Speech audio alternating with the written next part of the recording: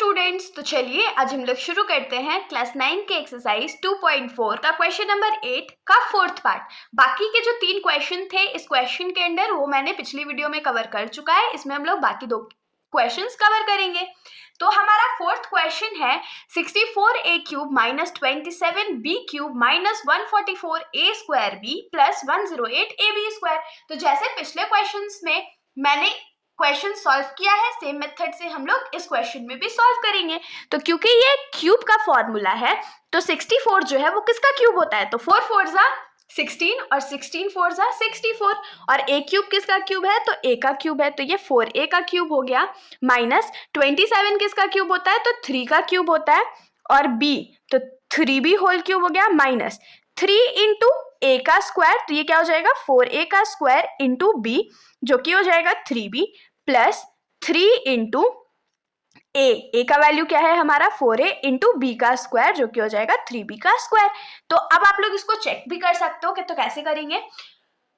3 3 जा 9 होता है और 4 4 जा 16 होता है, तो 69 जा कितना होता है, तो 144 होता है और 108 चाहिए यहाँ पर। तो ये कैसे होगा, तो 3 3 जा 9 9 3 जा 27 एंड 27 4 जा 108 होता है और a है और b स्क्वायर है। तो यहाँ से हम लोग चेक कर लिए कि ये सही है, तो इसको हम लोग क्या लिख सकते हैं 4a माइनस, क्योंकि यहाँ पर माइनस था दोनों में इसीलिए हम लोग यहाँ माइनस लगाएंगे, तो माइनस 3b का होल क्यूब।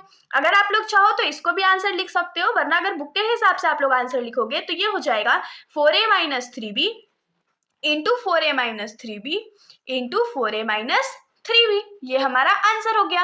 अब हम लोग आ जाते हैं इस क्वेश्चन के लास्ट पार्ट पर। तो हमारा लास्ट क्वेश्चन है 27p cube minus 1/216 minus 9/2 p square plus 1/4p।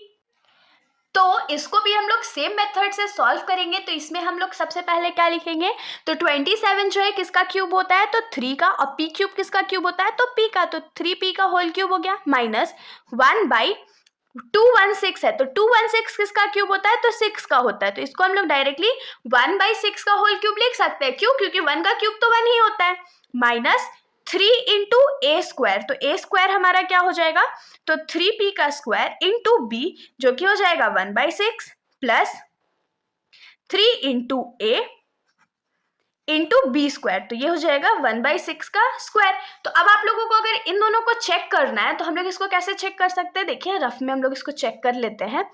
तो ये हो जाएगा 3 इंटू 3 का स्क्वायर क्या होता है 9p स्क्वायर इंटू 1/6। तो देखिए ये तो कट गया, तो ये क्या आ गया 9/2p स्क्वायर आ गया। तो यहाँ पर भी 9/2p स्क्वायर था।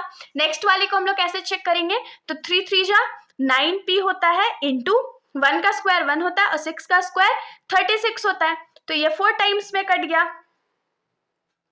और यहाँ पर हमारे पास क्या बच गया, तो 1/4p। तो यहाँ पर भी तो 1/4p ही था, तो मतलब हम लोग एकदम सही किए हैं। तो इससे हम लोग क्या लिख सकते हैं a माइनस b, तो माइनस b की जगह लिखेंगे माइनस 1/6 का होल क्यूब। यहाँ पर भी आंसर हो सकता है, लेकिन अगर आंसर या एनसीईआरटी बुक के आंसर से मैच करे तो हमारा आंसर होगा 3p minus 1/6 into 3p minus 1/6 into 3p minus 1/6। तो इसके साथ हमारा ये सॉल्यूशन यहीं पर खत्म हो जाता है। अगर आप लोगों को वीडियो अच्छी लगी हो तो वीडियो को लाइक कर दीजिएगा और मेरे चैनल को बिना सब्सक्राइब किए कहीं मत जाइएगा। Thank you.